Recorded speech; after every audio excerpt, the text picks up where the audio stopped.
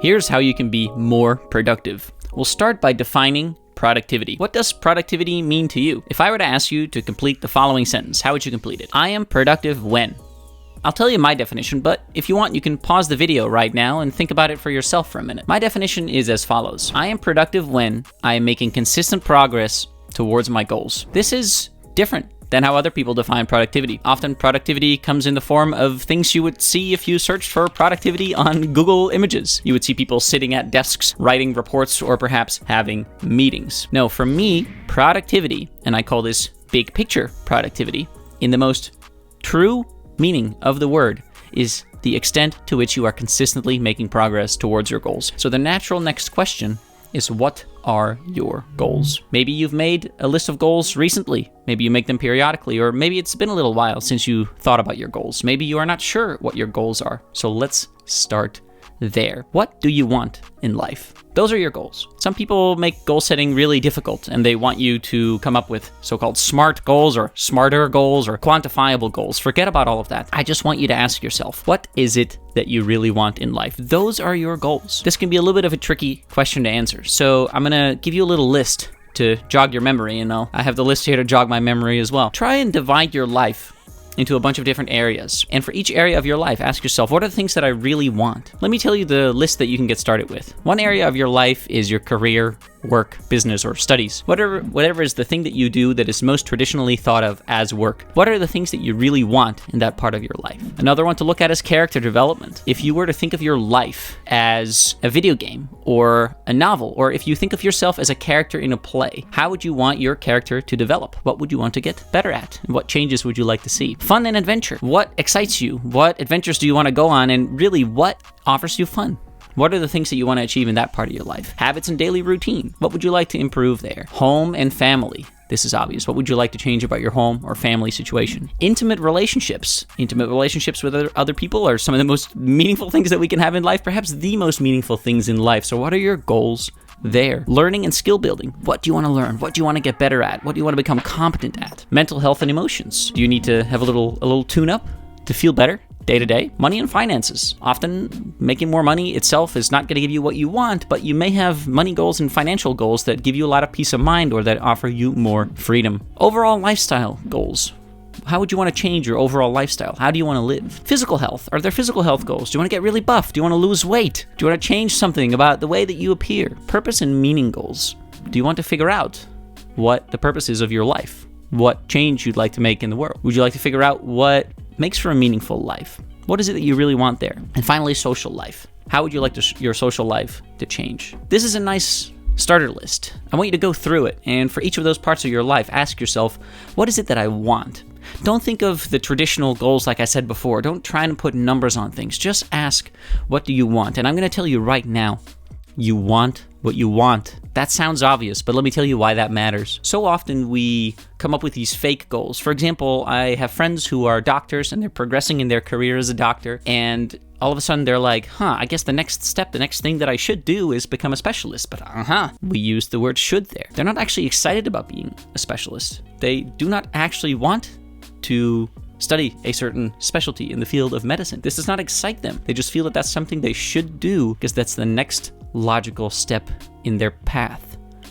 But it's not really their path. It is a path given to them by someone else, by society. So I want you to answer for yourself. What do you really, really want? What really, really gets you going, and what do you really, really feel? I'll give you an example from my own life to helpfully illustrate this. About a month ago, I was feeling frustrated that I don't have more money than I do right now because I've been traveling a lot and I'm back in Amsterdam for a little bit after having traveled for a while, but I don't currently have an apartment in Amsterdam. And I was thinking, you know what? I really want to make like 7 figures with my business this year, because then I'll have enough money to get my own place in Amsterdam. So I wrote down, I'm going to make 7 figures with my business in the coming year. And I eventually realized that is not actually my goal. That is not actually the thing that I want. Actually, the thing that I want is, even though I'm traveling a lot, even though I might only be there a third of the time, I want my own apartment in the city for the long term so that I can host people, so that I can tell friends who live abroad, come visit me and stay with me in Amsterdam. It's quite expensive for many people to get a hotel room or an Airbnb in Amsterdam, and I want to be hospitable. I want to be able to host people and be a great friend or whatever. That is a true goal that I have. This is something that pains me every single day, that I don't have my own place in the city right now, that I have to stay with family or friends or rent a place temporarily. It's something that I really feel. That's why it's a true goal of mine.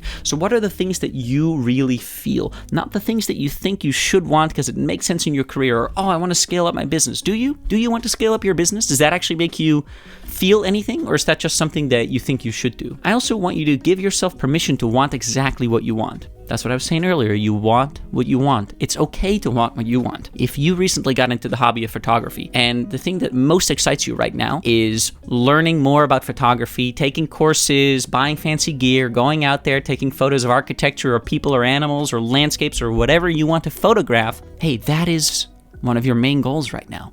And that is okay. It has nothing to do with your work. But if that is your goal, and then you spend a whole week learning more about photography, learning about the new camera that you got, going out there, taking photos, editing them, sharing them with your family and friends on Instagram, you have had a very productive week. Why? Because you've been consistently making progress towards your goals. So I want you to think about this very deeply.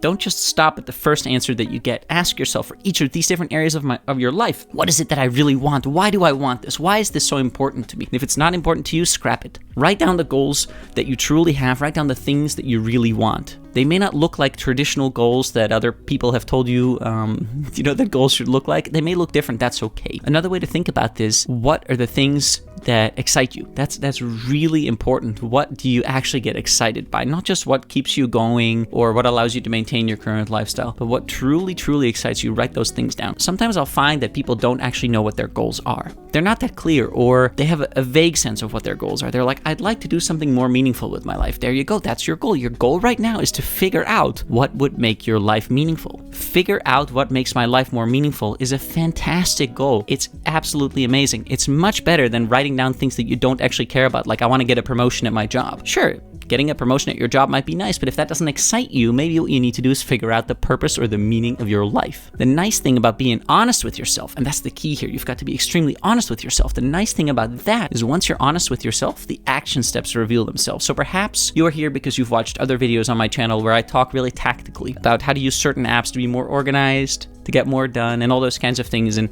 tactics matter, but they only matter if you have first figured out what it is that you want, what your true goals are, which ones are really meaningful to you. Once you know that, you know what the action steps are that you need to take. If you need to figure out what the purpose of your life is, if you need to figure out what you want to spend the next couple of years of your life doing, then the action steps should all be related to that. Then you need to do a lot of reflecting. And let's go with that one, because I think for a lot of people it's like this. If you do not feel like your life is currently exciting, or if you're not exactly sure what you want, if you feel chronically non-productive, the problem might be that you just haven't figured out what it is exactly that you want to do. Or you know perhaps what it is that you want to do, but for some reason you're locked into a different life that doesn't allow you to do those things. Either way, what you need to do is reflect and deliberate. There are multiple ways to do this. There are many ways to have a reflective practice. For example, I used to meditate quite a bit, and lately I haven't been doing that as much. But what I have been doing lately every single day is journaling. It's, after I wake up, I use the bathroom, and then I sit down at my desk and I do a little journaling, sometimes 5 minutes, sometimes up to half an hour. But on average, I'd say 10 to 15 minutes. Just writing down, how do I feel? What happened? What is my plan for today? And why am I planning to work on those things? Which of my goals am I going to achieve by working on those things? What have I learned from what's been going on recently? This deliberative practice makes all the difference. Listen, productivity is not just a logical thing. In fact, it is more an emotional thing than a logical thing. When you search for productivity tips on the internet, you often get the logic.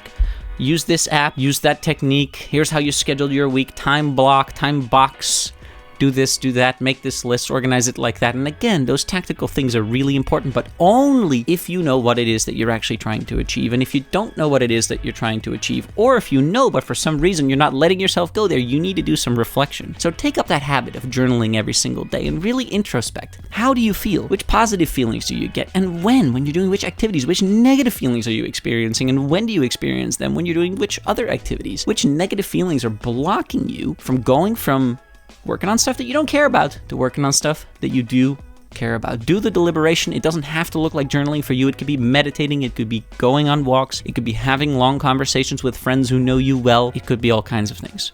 But do that deliberation. Get super clear on what you want. Be really honest with yourself what it is that you want. Once you have that list of goals, the true goals, It'll be obvious what the action steps are.